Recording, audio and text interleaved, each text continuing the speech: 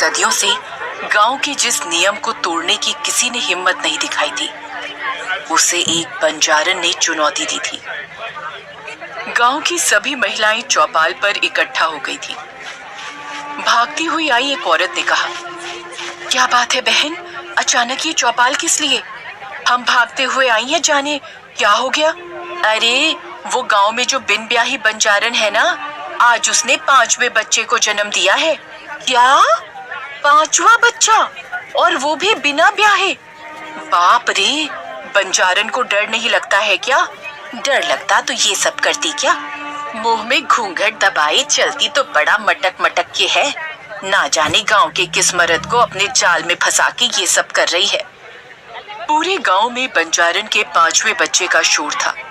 सब उस आदमी के बारे में जानने के लिए बेताब थे जिसके साथ बंजारन का संबंध होगा।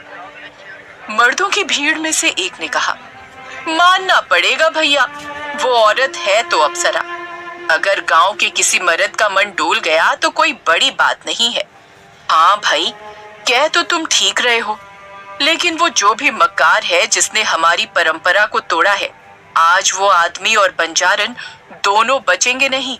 क्योंकि गांव में अब तक जब भी इस बड़े कुएं पर चौपाल लगा है, बड़े मालिक ने हमेशा कठोर फैसला ही लिया है।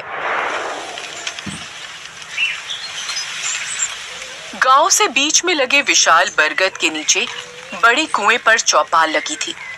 गांव का बच्चा बच्चा इकट्ठा हुआ था क्योंकि आज गांव का उसूल और परंपरा दांव पर लगी थी। तभी पाली गांव का सरपंच ठाकुर सज्जन सिंह चौपाल की ऊंची कुर्सी पर आकर बैठ गया।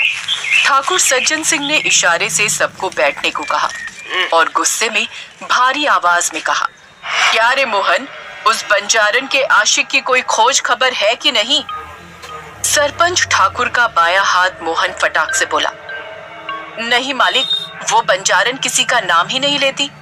तो जाओ और उसे घसीटते हुए यहाँ लेकर आओ, और हम आखिरी बार पूछेंगे कि किसके साथ उसने मुंह काला कर इन बच्चों को जना है।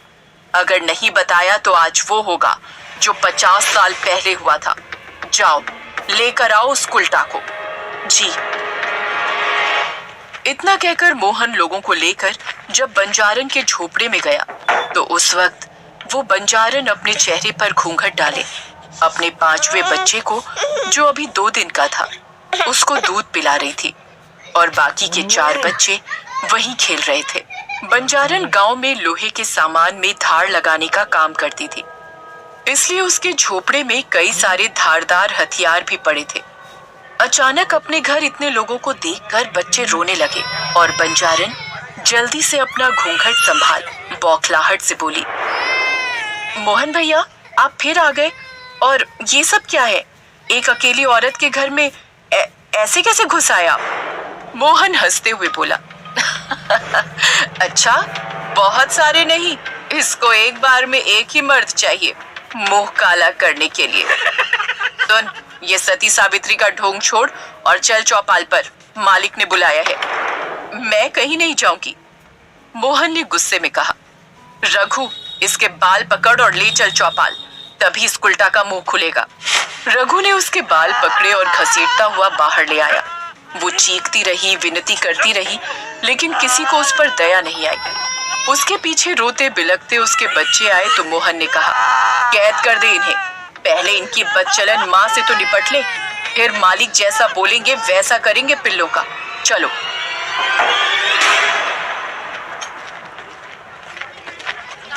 चौपाल पहुंचते ही रघु और मोहन ने बंजारन को ठाकुर के आगे पटक दिया। ठाकुर को बंजारन का आधा चेहरा ही दिख रहा था और आधे चेहरे में हमेशा की तरह उसने घूंघट डाल रखा था। ठाकुर ने उसके माथे पर अपनी छड़ी टिकाते हुए कहा, तो तू नहीं बताएगी उस आदमी का नाम? देख, मैं आखिरी बार पूछ रहा हूँ, हमारे एहसान का मान नहीं रखा तूने। हमने तुझ पर दया करके तुझे आसरा दिया और तू हमारे गांव के मर्दों पर डोरी डाल रही है। बंजारन किसी तरह उठकर बैठती हुई बोली, मालिक, मैं आपके एहसान की कर्जदार हूँ, इसीलिए आपसे झूठ नहीं बोल रही। मैंने किसी पर डोरे नहीं डाले।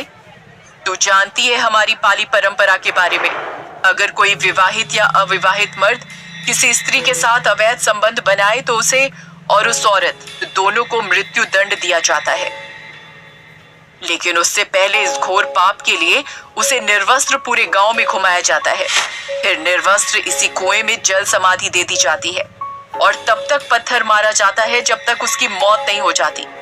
इसलिए बोल रहा हूँ, जो भी बात है बता दे। तू हमारे गांव की नहीं है तो हम तुझे न्याय देंगे और असली गुनहगार को सजा देंगे और तुझे तेरे बच्चों सहित जाने देंगे। बंजारन ने हाथ जोड़कर ना में गर्दन हिलाई तो ठाकुर से बोला, इसका मतलब तू कहीं और पाप लेकर आती है और यहाँ पैदा कर रही है ताकि हमारी पवित्रता नष्ट हो और इसका यकीन है। सज्जन सिंह के ऐसा बोलते ही बंजारन की आंखों में खौफ दिखने लगा। वो गिड़गिड़ाती हुई बोली, नहीं, ऐसा मत करो, ये अनर्थ मत करो, मेरी बात पर विश्वास करो। ठाकुर अपने आदमियों से बोला, रघु, हरिया, मोहन, पहले इसके नाखून को उखाड़ो, फिर इसके बाल काट लो और इसी बरगद के पेड़ में लटका दो। मोहन और उसके आदमी बंजारन पर झपट पड़े और उसके हाथ और पैर के सारे नाखून निकाल उखाड़ लिए। वो पूरी ताकत से चीखी लेकिन किसी उस पर दया नहीं दिखाई। उसके दोनों हाथ रस्सी से बंधे और कुएं के ऊपर वाली बरगद की डाल से बांध के उसे लटका दिया। ठाकुर ने बंजारन का